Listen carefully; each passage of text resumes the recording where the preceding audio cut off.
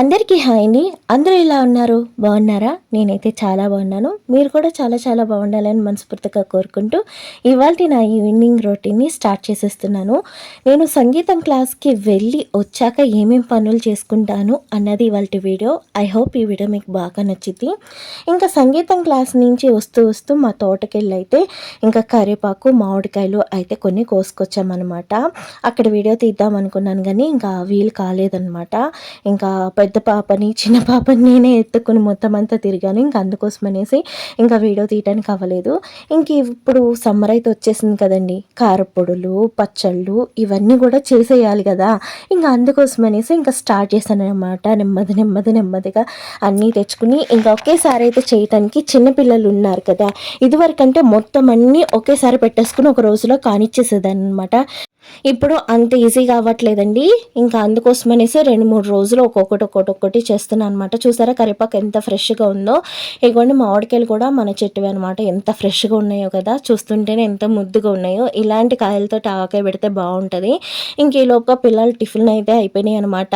చక్కగా పడుకునే ముందు ఒక్క 10 నిమిషాలు అయితే ఫోన్ ఇస్తారు మా వారు. ఇస్తే కృష్ణుడు పాట అయితే వింటారనమాట. వీళ్ళకి చిన్నప్పటి నుంచి అలవాటు. కృష్ణుడు పాట పెట్టిస్తే అది వింటూ పడుకుని పోతారు. ఒక 10 నిమిషాలకు మించి ఫోన్ అయితే దగ్గర ఉంచమండి. ఎందుకంటే ఫోన్ ఎక్కువగా పిల్లలకి అలవాటు చేయకూడదు. మేము అది ఇప్పటికీ ఫాలో అవుతూ ఉంటాము. ఇంకా ఆ పాట కూడా అలవాటు చేయకుండా ఉండాలి అనైతే నేను అనుకుంటూ ఉంటాను. కానీ కొన్నిసార్లు మనం అనుకున్నట్టుగా అవ్వవు కదా. ఇంకా అదనమాట. ఆ 10 నిమిషాలు చూసేది కూడా నాకు నచ్చదు. మా వారికి వద్దు అంటాను. సర్లే మరీ అంత కంట్రోల్ చేయకూడదు పిల్లల్ని, వాళ్ళకి కొంచెం ఫ్రీడమ్ ఇవ్వాలి అంటూ ఉంటారు మా వారైతేను. ఇంక ఈ లోపుగా తెచ్చిన కరివేపాకునైతే దూచేసుకుంటున్నాను అనమాట. ఇది దూచుకునేటప్పుడు నాకు ఐడియా వచ్చింది, ఎందుకు ఇక్కడ కూర్చుని టైం వేస్ట్ చేస్తూ ఉన్నాను.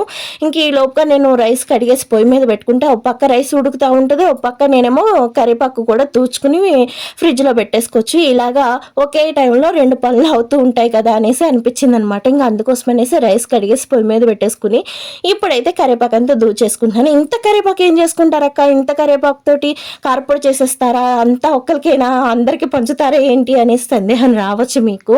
ఇంత కరివేపాకు మా ఇంట్లోకే.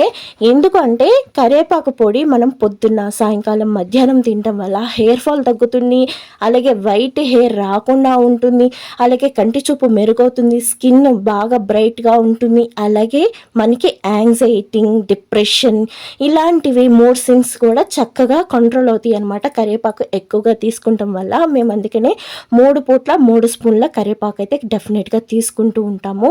అందుకోసమనే అయిపోయినప్పుడల్లా ఇంత ఎక్కువగా నేను కరివేపాకు పొడి చేస్తూ ఉంటాను. నేను, మా వారు, మా పిల్లలు అందరం తింటూ ఉంటాం అనమాట. ఇంక ఇది అలవాటు చేసేసుకున్నాం. ఇది ఆరోగ్యానికి ఇంత మంచిదని తెలిసాక ఈ అలవాటు చేసుకుంటాం చాలా మంచిదని అయితే నాకు అనిపించింది అనమాట. అలాగే ఆవకాయ చేసే వాళ్ళకి ఒక చిన్న టిప్ అయితే చెప్పాలి అనుకుంటున్నాను. ఇది ఆల్మోస్ట్ అందరికీ తెలిసి ఉండొచ్చు, కానీ తెలియని వాళ్ళ కోసం అయితే చెప్తున్నాను అనమాట. మనం ఆవకాయ పట్టాలి అనుకున్నప్పుడు కొన్నిసార్లు ఎంత జాగ్రత్తగా ఎంత శుభ్రంగా పట్టినా సరే బూజు వచ్చేస్తూ ఉంటుంది. ఆ కారణం ఎందుకు అంటే కొన్నిసార్లు మనం కూడా పొరపాటుగా రాలిన కాయను కూడా కొనేసుకుని, అంటే అమ్మే వాళ్ళు ఏం చెప్తారంటే రాలిన కాయండి చక్క చేత్తో కోసాము అవి ఇవి అని చెప్పేసి అమ్మేస్తూ ఉంటారు. మనం కూడా వాటిని చెక్ చేసుకోకుండా ఆవకాయ పట్టేస్తూ ఉంటాం. రాలిన కాయ ఎప్పుడు కూడా ఆవకాయకి పనికిరాదు. ఎందుకంటే ఆవకాయకి ఏ విధమైన దెబ్బ తగలకుండా ఫ్రెష్గా ఉండాలన్నమాట. వన్స్ ఒకసారి కాయకి దెబ్బ తగిలింది అంటే అది ఆవకాయకి పనికిరాదు. ఇంకా అందుకోసం అనేసి ఆవకాయ పట్టే కాయని చాలా జాగ్రత్తగా చూసుకుని అయితే తీసుకోవాలి. చాలామంది కూడా అంటే ఇదివరకు వాళ్ళైతే చూడగానే అది రాలిన కాయ లేదంటే చెట్టు నుంచి కోసిన కాయ అన్నది టక్కుమని చెప్పేసేవారు. కానీ ఇప్పుడు వాళ్ళకి తెలియదు కాబట్టి అలాంటి వాళ్ళకి ఈ ట్రిక్ అయితే చాలా బాగా యూజ్ అవుతుంది. ఇలా కాయలన్నిటిని మీరు ఎన్ని కాయలతోటి ఆవకాయ అయితే చేయాలి అనుకుంటున్నారో ఆ కాయలన్నింటినీ కూడా వాటర్లో వేసేసి ఓవర్ నైట్ అయితే ఉంచేస్తే మీకు పొద్దునకే తెలిసిపోతుంది అనమాట ఏ కాయ రాలింది, ఏ కాయ చెట్టు నుంచి కోసింది అన్నది చాలా ఈజీగా మీకైతే తెలిసిపోతుంది. ఇంకా అందుకోసం అనేసి నేను ఈ విధంగా ఇదే ఫాలో అవుతూ ఉంటాను ఎప్పుడు కూడా. ఆవకాయ పట్టేటప్పుడు మీరు కూడా ఆవకాయ పట్టాలన్నప్పుడు ఇలా ఒకసారి ట్రై చేయండి. మీకు ఏది బాగుంది ఏది బాగోలేదు అన్నది చాలా ఈజీగా తెలుస్తుంది. మీరు పట్టే ఆవకాయ కూడా సంవత్సరం పాటు చక్కగా నిలవ ఉంటుంది అనమాట. ఈ ఒక్క ట్రిక్ వాడితే చాలు మీకు పాడైన కాయేది పాడుగాని కాయేది అన్నది ఈజీగా తెలిసిపోతుంది. ఇంక ఈ లోపల నాకు రైస్ కూడా కుక్ అయిపోయిందండి. ఇప్పుడు ఈ రైస్ను కూడా వార్ చేసుకుంటున్నాను. ఇంకా కర్రీ అన్నది కొంచెం తక్కువ ఉంది, ఇంకా అందుకోసం అనేసి కోడిగుడ్డు ఉక్కురు అయితే వేస్తున్నాను.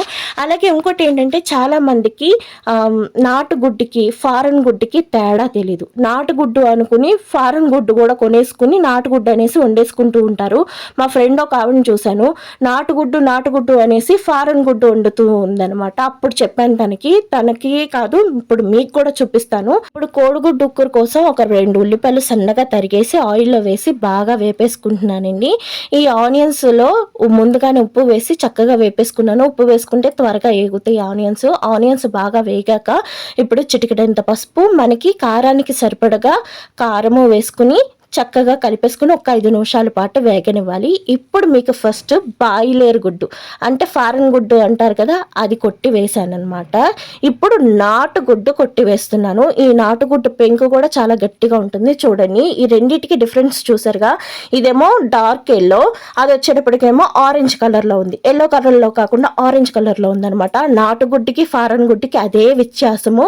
మీరు ఆ లోపల ఉండేటువంటి పూర్ణాన్ని చూసే చెప్పేసేయచ్చు. హైవేల మీద వాటి మీద నాటుగుడ్డు అని అమ్ముతున్నారు, కానీ అది నాటుగుడ్డు కాదు. ఫారెన్ గుడ్డుకి మనం టీ డికాషన్లో వేసేసి చక్కగా నాటుగుడ్డని అమ్మేస్తూ ఉంటారు. ఎవరు పరాకు పడకండి. అలాగే చక్కగా ఈ కోడిగుడ్డు ఉక్కురు అయిపోయింది అని తెలియడానికి ఇలా నొరగొస్తుంది అనమాట. అప్పుడు మనకి కోడిగుడ్డు ఉక్కురు కూడా రెడీ అయిపోయినట్టు. ఇప్పుడు నేను స్టవ్ ఆఫ్ చేసేసుకుని పక్కన అయితే పెట్టేసుకున్నాను. నాటుగుడ్డు గురించి మీకు మంచి ఇన్ఫర్మేషన్ ఇచ్చానని అనుకుంటున్నా. మీకు ఈ ఇన్ఫర్మేషన్ నచ్చితే ఖచ్చితంగా లైక్ మాత్రం చేయండి. మీరు లైక్ చేస్తేనే ఇంకో నలుగురికి నా వీడియో రికమెండ్ అవుతుంది. మా పిల్లలైతే వీళ్ళని బీకి పందిరేస్తూ ఉన్నారు, ఏదేమైనా ఈ పూట వీడియో అప్లోడ్ చేసేయాలనేసి వాయిస్ ఓవర్ అయితే ఇచ్చేస్తా ఉన్నానమాట. అడ్జస్ట్ అవ్వండి కొంచెం మా పిల్లల అల్లరిని మాత్రం. ఇంక ఈ లోపుగా వంట అది అయిపోయింది. కొన్ని అంట్లు అయితే ఉన్నాయన్నమాట. ఈ అంట్లను కూడా తోమేసుకుంటా ఉన్నాను. రోజు మొత్తంలో నేను ఎన్ని అంట్లు తోముతానో తోమి ఇసుకైతే వస్తుంది. అసలు ఇవాళైతే ఎన్ని తోమాను అనుకున్నారు, అసలు నిజంగా చాలా చిరకాకు వచ్చేసింది అనమాట. ఎందుకంటే ఇన్ని అంట్లు నేననే కాదండి, ప్రతి హౌస్ వైఫ్కి అంతే. సమ్మర్ వచ్చిందంటే ఇంట్లో పిల్లలు ఉన్నారంటే చిన్న చిన్న గ్లాసులు, స్పూన్లు, గరిటెలు అన్నీ తీసి వాడేస్తూ ఉంటారు. నాకైతే అనిపించింది ఒక 2 గ్లాసులు 2 గరిటెలు ఇలా పెట్టేద్దాము, ఎక్కువ సామాను ఉన్న కాడి నుంచి కూడా ఇలా వాడేసి నేను తోమలకు చచ్చిపోతున్నాను అనేది అనిపించింది అనమాట. ఇంత దారుణంగా పిల్లలు తీసి వాడేస్తున్నారో. ఇంకా మా వారేమో తిట్టద్దు, గసరద్దు అంటూ ఉంటారు. వాళ్ళకి గసరకుండా చెప్పకుండా ఎలా అర్థమైతే చెప్పండి, ఇంకా చేసే అల్లరి చేస్తూ ఉంటారనమాట. ఎప్పుడు కూడా పిల్లలకి అతిగారం చేయకూడదు. మా వారికి నాకు అక్కడే దెబ్బలాట అవుతుంది. మా వారేమో పిల్లల్ని చాలా వెనకేసుకుని వస్తూ ఉంటారు. నాకేమో అది నచ్చదనమాట. పిల్లలకి భయం ఉండాలి, మనం చెప్పేది వాళ్ళు వినాలి, వాళ్ళు అర్థం చేసుకోవాలి. వాళ్ళు అర్థం చేసుకోవాలంటే ఫస్ట్ భయంతోనే వాళ్ళకి జాగ్రత్త అన్నది వస్తుంది. ఇప్పుడు భయం లేని చోట జాగ్రత్త అంటూ ఉండదనమాట. నేను అదే చెప్తాను, పిల్లలకి భయపెట్టాలి, అది కూడా ఎక్కువ మొత్తంలో కాదు, వాళ్ళు అర్థం చేసుకునే మేరకే అనేసి అని చెప్పినా కూడా ఆయన వింటూ ఉన్నారు. అండ్ నేను చెప్పేది కరెక్టా, మా వారు చెప్పేది కరెక్టా అన్నది కూడా ఖచ్చితంగా కామెంట్ చేయండి. ఇవాళకి వీడియో ఇదే. అండ్ ఈ వీడియోలో మీకు చాలా టిప్స్ ఇచ్చానని నేను అనుకుంటున్నాను. మీకు నేను చెప్పిన టిప్స్ నచ్చితే లైక్, సబ్స్క్రైబ్ చేయండి ప్లీజ్. స్కిప్ చేయకుండా చూసినందుకు థ్యాంక్స్ ఫర్ వాచింగ్. బాయ్.